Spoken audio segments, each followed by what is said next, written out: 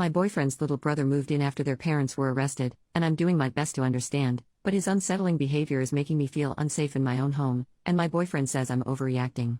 I, 23 female, have been with my boyfriend, 26 male, for almost 3 years, and we live together.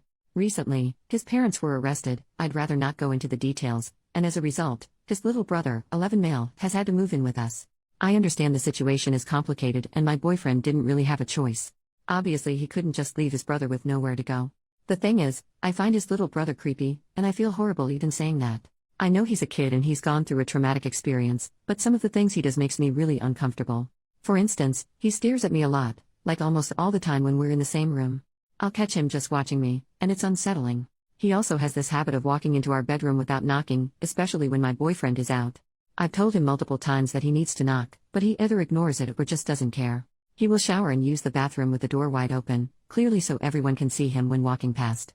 Even though I have told him he needs to keep the door closed when he's in there. One time, I had just gotten out of the shower and was in my towel when I walked into the bedroom, and he was just standing there, staring at me.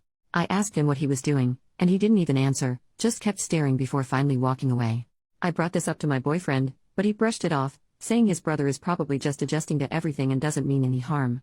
I lent him my laptop because he said he needed it for homework, and when I got it back it was completely filled with corn, like he had downloaded corn. It was in the search history.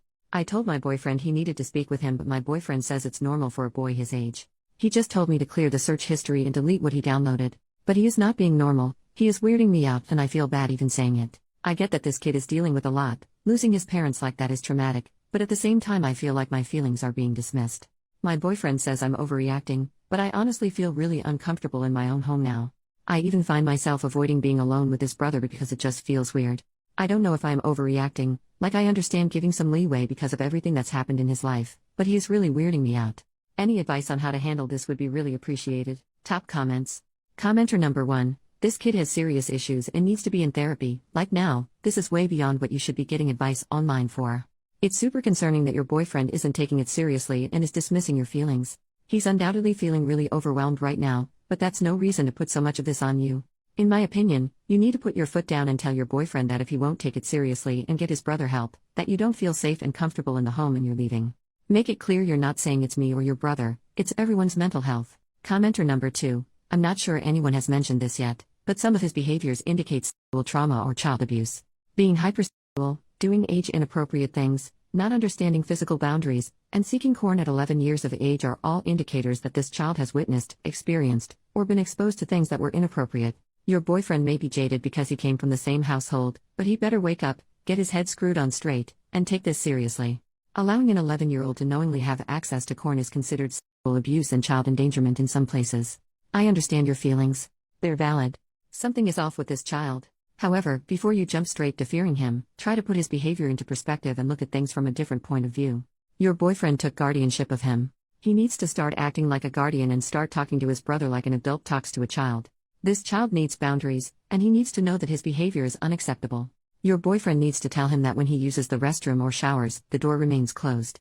He needs to know it's unacceptable behavior to search for corn. If he can't be trusted with the computer, he will not be allowed to use the computer or will only be permitted to do so under one of your supervision. This child needs therapy as soon as possible. You and your boyfriend need guidance and assistance. If DCS or a similar agency is involved, reach out and ask for help for this child and ask what you can do to get him help. Update 6 weeks later. Hiya guys, I wanted to give you all an update on my post. First and foremost, thank you all for sending me the love, advice and well wishes. A lot of you guys pointed out that my boyfriend, Caleb, seemed to be overwhelmed and was just sticking his head in the sand, and honestly yeah. I sat him down a little while after I posted here and we spoke about his brother and everything going on, and he just started crying to me.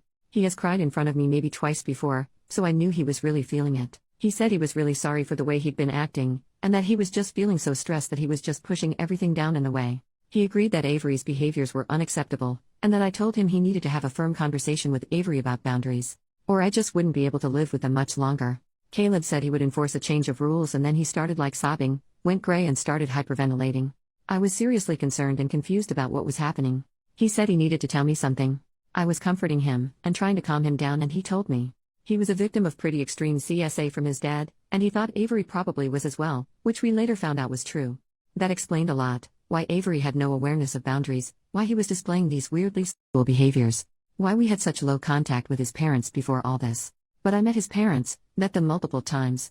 Yeah, we had low contact with them, but I met them. I had been to their house. They just seemed like normal people, nice people.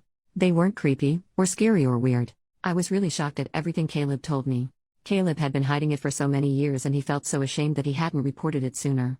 He said he was really hoping that the abuse hadn't also happened to Avery, and so I think he was trying so hard to ignore any signs that he had. He said he felt responsible because he never reported his dad, which meant the abuse could continue. But I told him none of this was his fault. He has no blame in him being abused or Avery being abused. We sought advice on what to do. We reported what Caleb had said to the police and to social services. Both Avery and Caleb were interviewed, but we haven't heard much back from the police about anything that might happen next. They said it could be a long process if they managed to bring any charges at all. Social services started giving us some more support. Avery has been behaving a lot better since. He's been listening to boundaries more. He's actually changed a lot in the short time since I posted here last. He's come out a bit more as a pretty charming and charismatic boy. Even though if I'm totally honest he's still a little weird, but maybe that's to be expected after having the life he had. I got him into Scouts and he's made a pack of really close friends, who have even come over a few times. He's been getting on well with school, although they said he's only on KS1 level work, but I'm sure he'll catch up in time. And even if not, it's not the end of the world. Thank you all again.